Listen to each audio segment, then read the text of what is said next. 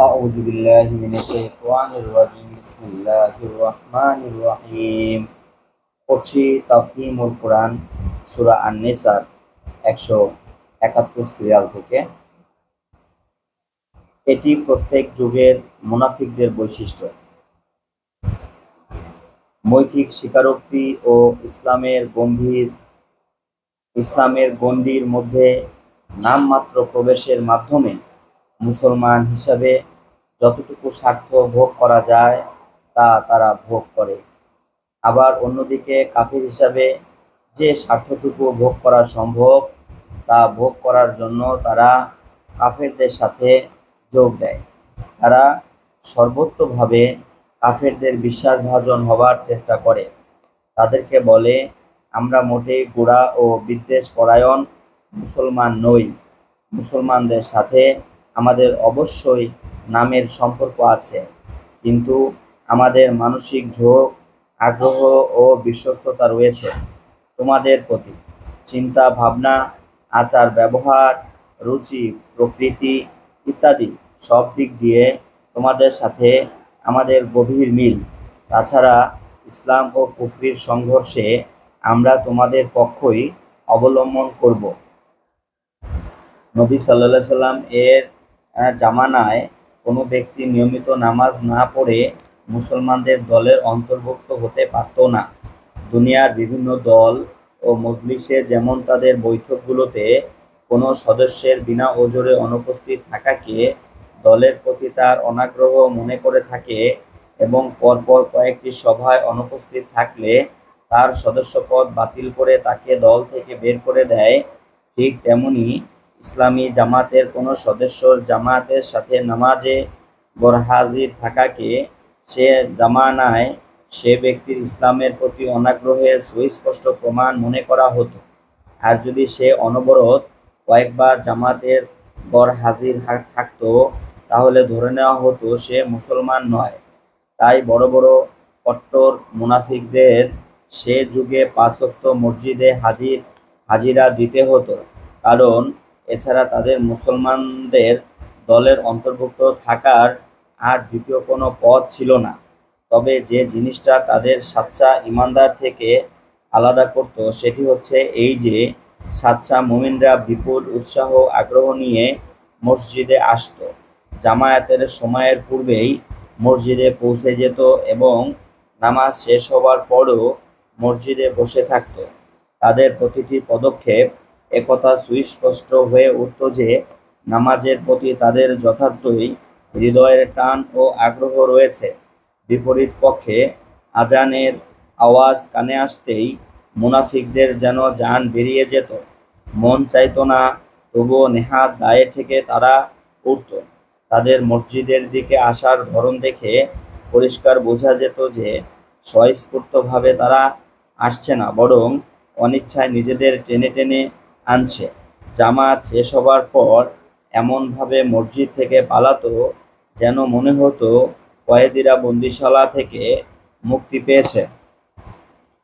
তাদের ঠকা বসা চলাফেরা তথা প্রতিটি পদক্ষেপ সুস্পষ্টভাবে জানিয়ে দিত যে আল্লাহ জিকিরের প্রতি তাদের বিন্দুমাত্র মানসিক টান ও আগ্রহ নেই।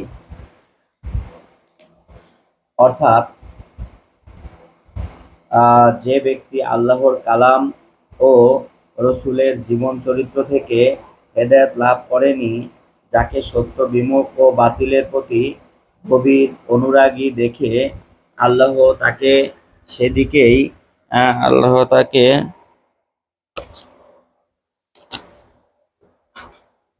আল্লাহ তাকে সেদিকেই ফিরিয়ে দিয়েছেন যেদিকে সে নিজে ফিরে যেতে চায়, এবং তার গোমরাহিকে আঁকড়ে ধরার কারণে আল্লাহ তার জন্য হেদায়েতের দরজা বন্ধ করে কেবলমাত্র গোমরাহির দরজা খুলে দিয়েছেন।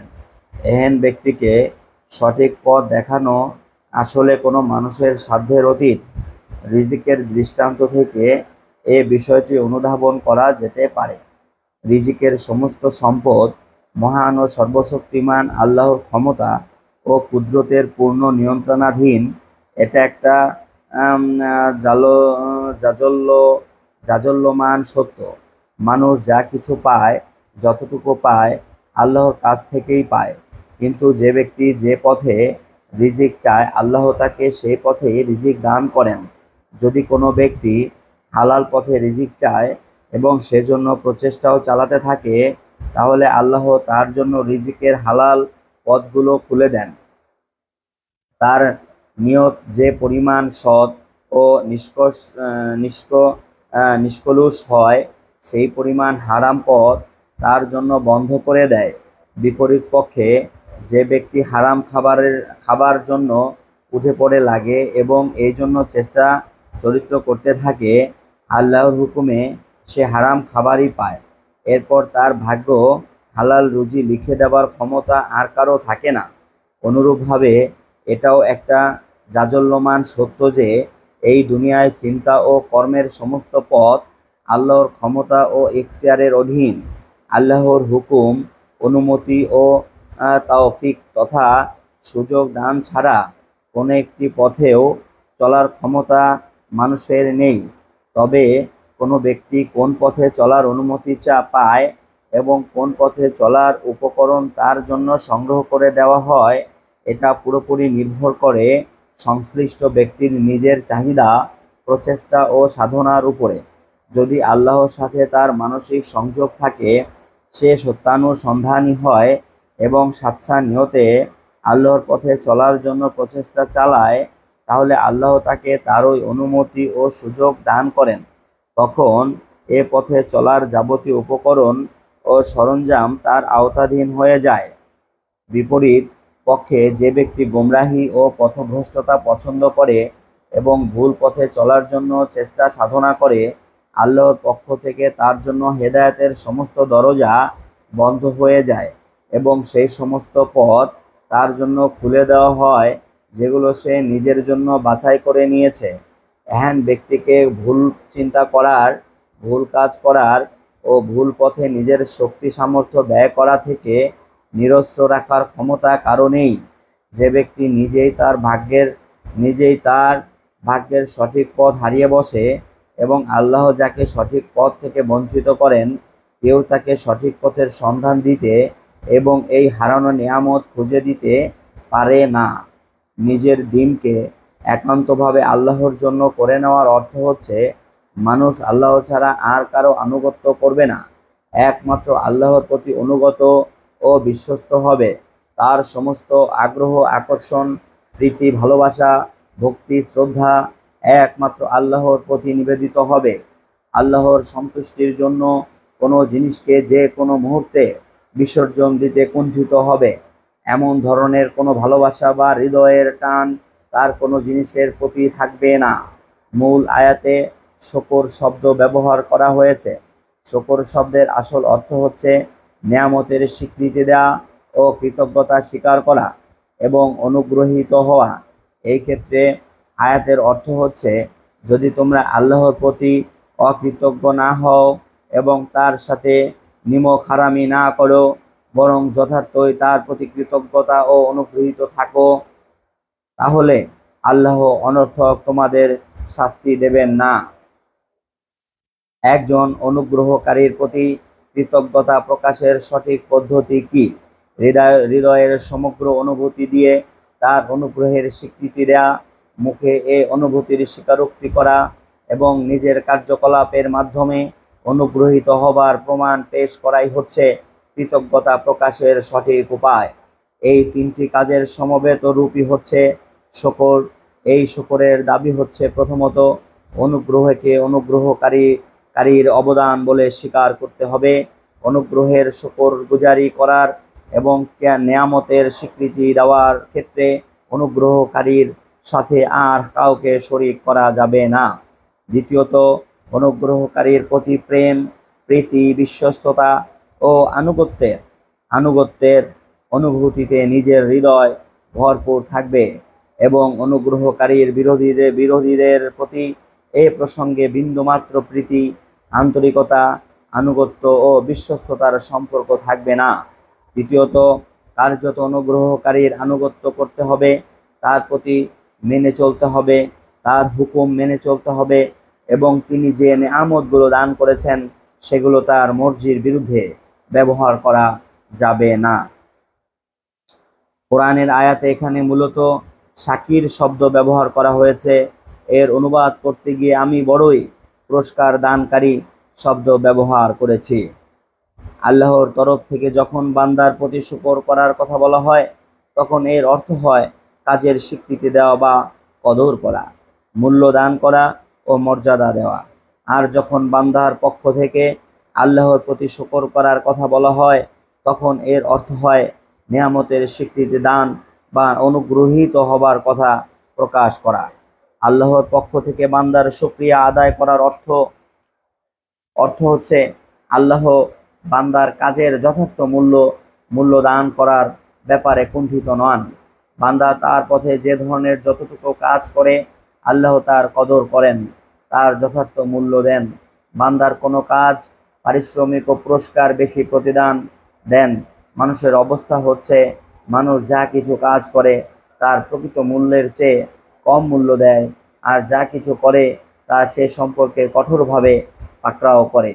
বিপরীত পক্ষে আল্লাহর অবস্থা হচ্ছে মানুষ যে কাজ করেনি সে ব্যাপারে জিজ্ঞাসাবাদ করার ক্ষেত্রে তিনি অত্যন্ত কোমল, উদার ও উপেক্ষার নীতি অবলম্বন করেন, আর যে কাজ সে করেছে তার মূল্য তার চেয়ে অনেক বেশি দেন, যা তার প্রকৃতপক্ষে পাওয়া উচিত। এই আয়াতে মুসলমানদের একটি অত্যন্ত উন্নত পর্যায়ের নৈতিক শিক্ষাদান করা হয়েছে। সে সময় মুনাফিক, ইহুদি ও মূর্তি পূজারী সবাই একই সাথে সম্ভাব্য যাবতীয় উপায়ে ইসলামের পথে প্রতিবন্ধকতা সৃষ্টি করার ও ইসলাম গ্রহণকারীকে কষ্ট দেওয়ার ও হয়রানি করার জন্য উঠে পড়ে লেগেছিল। এই নতুন আন্দোলনটির বিরুদ্ধে এমন কোনো নিকৃষ্টতম কৌশল ছিল না যা তারা অবলম্বন করেনি। কাজেই মুসলমানদের মধ্যে এর বিরুদ্ধে ঘৃণা ও ক্রোধের অনুভূতি সৃষ্টি হওয়া একটা স্বাভাবিক ব্যাপার ছিল। তাদের মনে এ ধরনের অনুভূতির প্রবল জোয়ার সৃষ্টি হতে দেখে আল্লাহ বলেন, তোমাদের খারাপ কথা বলা ও অশ্লীল বাক্য উচ্চারণ করা আল্লাহর কাছে কোনো পছন্দনীয় কাজ নয়। তোমরা মজলুম, এতে সন্দেহ নেই।